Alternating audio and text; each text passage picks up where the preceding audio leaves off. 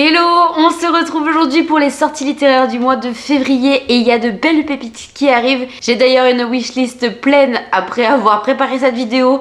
Je vous dirai à la fin ce que je suis quasiment certaine d'acheter, même si je pense que ça va se savoir au fur et à mesure de la vidéo vu mon engouement face à certains titres. On commence tout de suite. Comme d'habitude, on découpe la vidéo en premier tome et ou one shot, les suites de saga et les poches, même s'il n'y en a qu'un ce mois-ci que j'ai repéré.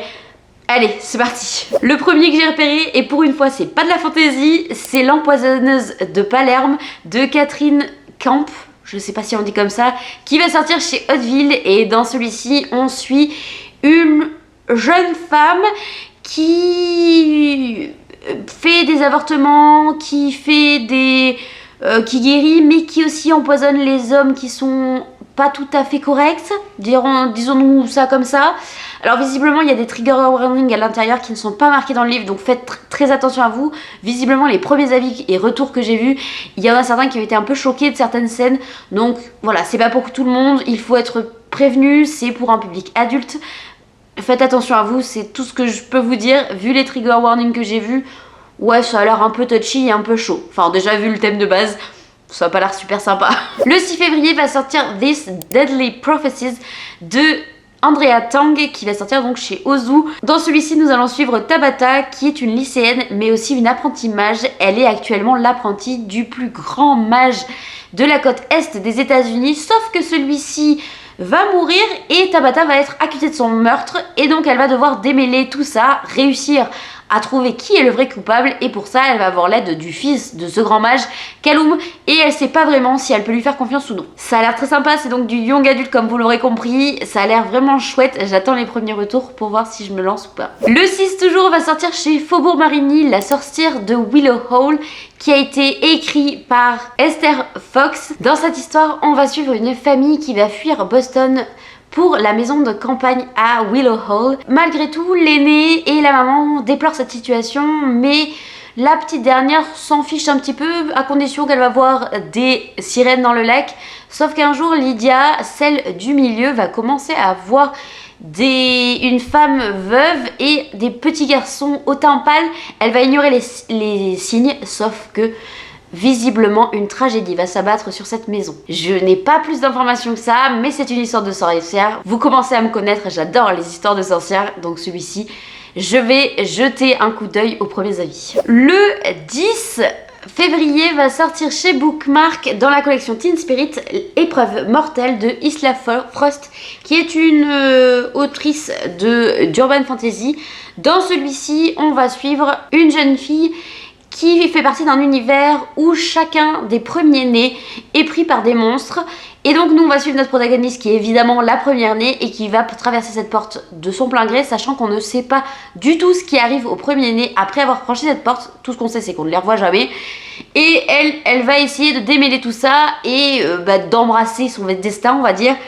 Je l'ai donc reçu en service stress de la part de Bookmark. C'est un livre qui est extrêmement court, je crois qu'il fait 250 pages. Donc ça va se lire très très rapidement.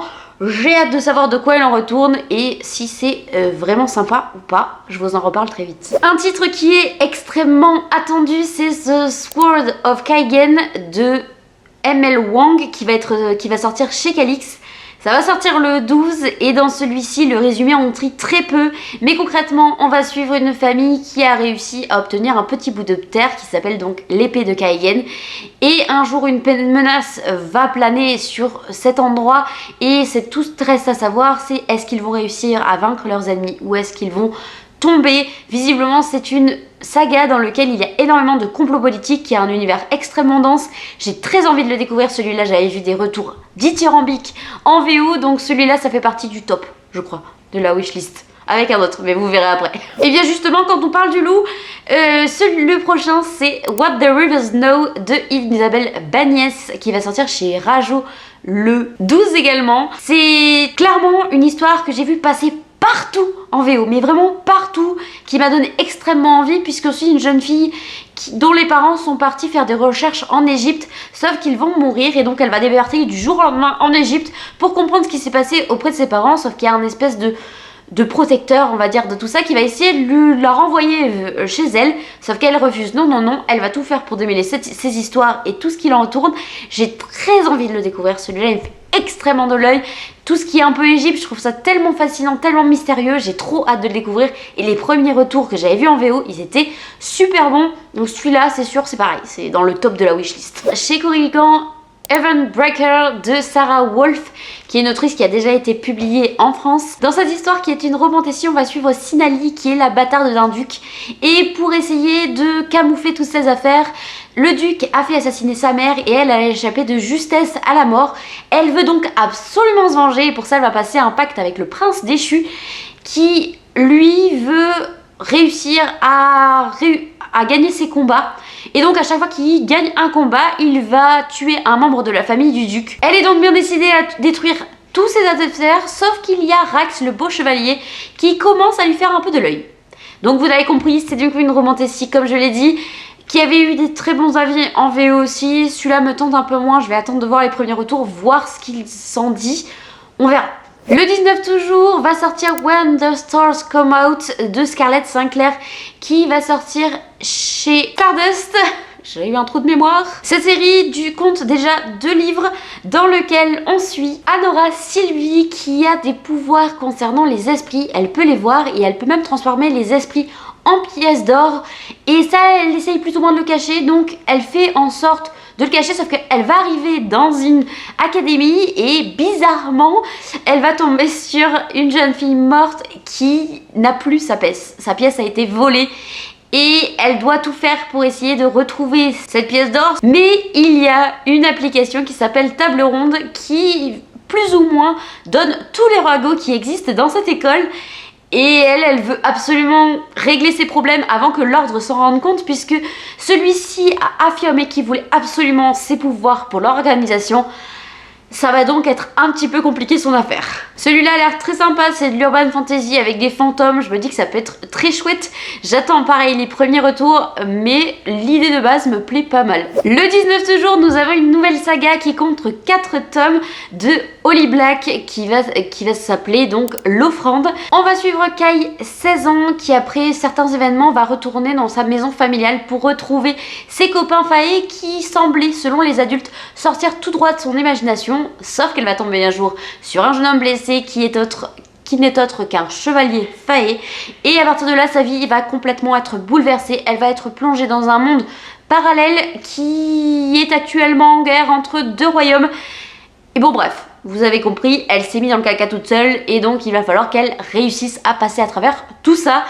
Pas mince l'affaire, c'est une saga qui est sortie avant Le Prince Cruel, donc qui est antérieure, je crois que c'est sa première saga qu'elle a sortie. Je ne sais pas du tout ce que ça vaut, j'avoue ne pas avoir tellement accroché avec Le Prince Cruel, donc je sais pas vraiment si je vais me pencher sur celle-là, sauf s'il y a des avis incroyables.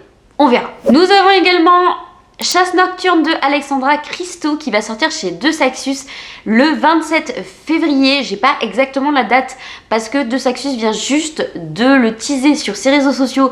Donc peut-être que ça va changer.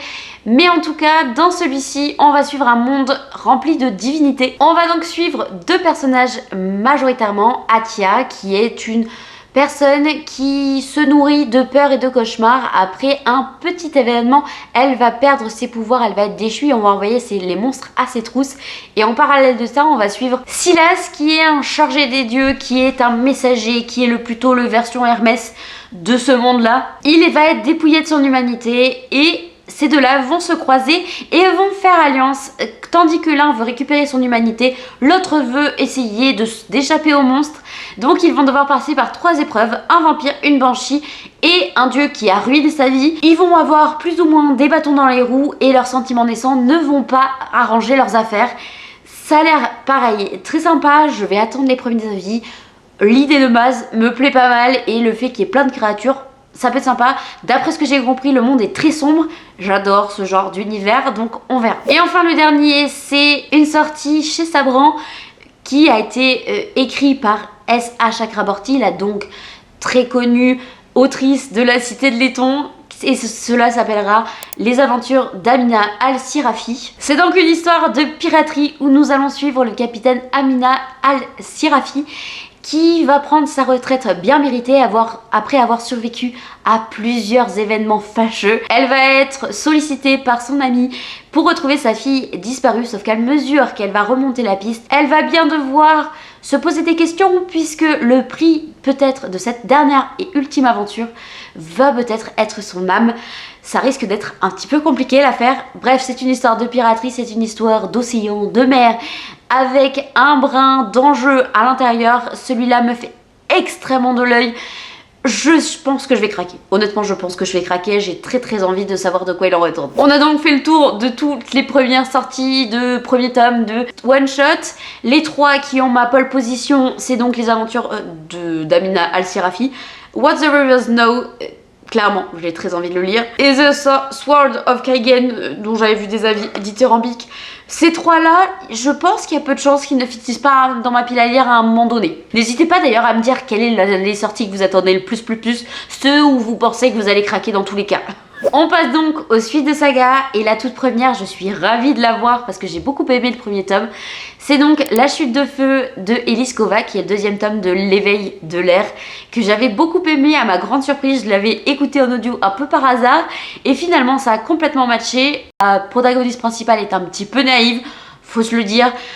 J'ai vraiment apprécié surtout la fin, franchement je l'ai trouvé épique, j'avais pas vu venir certains retournements de situation, donc j'ai très hâte d'avoir la suite. Le 6 va sortir le 3e tome du dernier combat de Sarah El Harifi, donc il va s'appeler L'enfant de feu. C'est un premier tome qui est dans ma pile à lire, qui serait peut-être temps que je sorte vu que le 3e arrive et que je n'ai même pas commencé le 1, mais soit, c'est une histoire dans laquelle on suit du coup 3 personnes qui font partie de 3 castes différents, qui ont chacun une couleur de sang différente et qui vont devoir faire alliance pour un peu bouleverser les codes. Je me souviens plus exactement du résumé, mais il m'avait complètement hypé, et vu que j'avais adoré Fireborn de la même autrice, j'ai très envie de le commencer, et je pense que je vais être complètement embarquée. Le résumé me plaisait grandement quand je l'avais acheté. Le 12 février va sortir le 4e tome du Pont des Tempêtes, donc La guerre sans fin de Daniel L. Jensen, qui est en réalité le tome 2 de sa deuxième duologie dans le même univers. Oui, c'est un peu conséquent ma phrase. Si vous aimez les romantésies, c'est un peu en ce moment le must-have de la romantésie en adulte. D'après ce que j'entends, j'ai jamais essayé, donc je peux pas vous dire. Mais visiblement, c'est un livre dans lequel il faut passer. Le 19 va sortir le 3e tome des Couronnes de Nyaxia, dont L'Oiseau Senteur et le cœur de pierre de Carissa Broadbent chez Bookmark, qui est une sortie extrêmement attendue également, puisque le premier et le second tome avaient fait beaucoup de bruit. C'est donc pareil, le même principe que Daniel L. Jensen. Je crois que c'est une deuxième trilogie dans le même univers avec d'autres personnages, mais je suis pas bien sûre de ce que je raconte. Pareil, le premier tome est dans ma pile à lire, il serait peut-être temps que je le lise. Mais après, j'ai plus de temps parce que c'est une saga qui compte actuellement 6 tomes, je crois. Donc j'ai un peu de temps devant moi. Va sortir chez Corrigan le 19, le 3e tome de Le Royaume des Corbeaux de Olivia Wildenstein, je pense que c'est comme ça qu'on le dit, qui avait fait beaucoup de bruit. D'après ce que j'ai compris, il me semble que c'est un spin-off, mais je suis pas bien sûre de ce que je raconte. C'est une romantésie de mémoire, voilà. Je suis désolée, je suis malade, donc je dois parler du nez à certains moments. Là j'ai le nez bouché, je le sens. Le 19 toujours, va sortir chez Hachette Rose le tome 19 des Twisted Tales qui a été écrit celui-là par Marie Bancoussi, qui s'appelle donc La complainte de Sally, qui vient de l'Affreux Noël de Monsieur Jack, je crois, qui s'appelle comme ça. À chaque fois je bute sur le nom. J'ai essayé le dessin animé, j'avoue ne pas avoir apprécié, je n'ai pas compris la vibe, il y avait beaucoup trop de chansons à mon goût, alors que j'adore les chansons Disney, mais là c'est pas passé du tout. Donc celui-ci je sais qu'il va finir dans ma pile à lire, que je vais essayer, mais c'est vrai que je n'ai pas de référence de base puisque je n'ai pas vu le dessin animé en entier. On verra ce que ça donne. Et enfin le dernier, c'est le 2e tome de Créatures Fantastiques, le 2e tome qui s'appelle donc L'Oiseau aux 1000 détours de Kiyesh Mansef. Je ne sais absolument pas si ça se dit comme ça, donc pardonnez-moi ma prononciation, qui est donc une histoire qui est tirée plutôt sur la jeunesse chez De Saxus. Il y avait eu de jolis retours sur ceux qui aimaient ce genre-là, donc à voir ce que ça donne pour la suite. En tout cas, j'ai fait le tour des suites de saga, et le seul que j'ai repéré au niveau des poches, c'est donc le 1er tome du Pont des Tempêtes de Daniel L. Jensen, qui va sortir chez Brajlon. Ils ont changé la couverture, je la trouve absolument magnifique. C'est peut-être d'ailleurs la seule raison pour laquelle ça va me faire commencer cette saga, parce que bon, de 1, on m'a demandé de le lire pour les 12 livres par 12 copines, là, 12 Booksta. que je n'ai absolument pas encore sorti ni sur la chaîne ni sur Instagram, mais ça ne saurait tarder. Donc je pense que je vais craquer en poche parce que j'adore la couverture, je trouve qu'ils ont fait un travail magnifique. Enfin visiblement c'est la couverture américaine qu'ils ont repris, mais je la trouve vraiment trop jolie. Je suis fan vraiment de ce dessin dessus. Bref, c'est pas le sujet, je m'étale. En tout cas, on a fait le tour de toutes les sorties du mois de février. N'hésitez surtout pas à me dire s'il y en a certains que j'ai oubliés, parce que ça peut m'arriver. N'hésitez pas à me dire quelle est la sortie que vous attendez le plus pour ce mois-ci. Et je vous souhaite une excellente semaine et prenez soin de vous.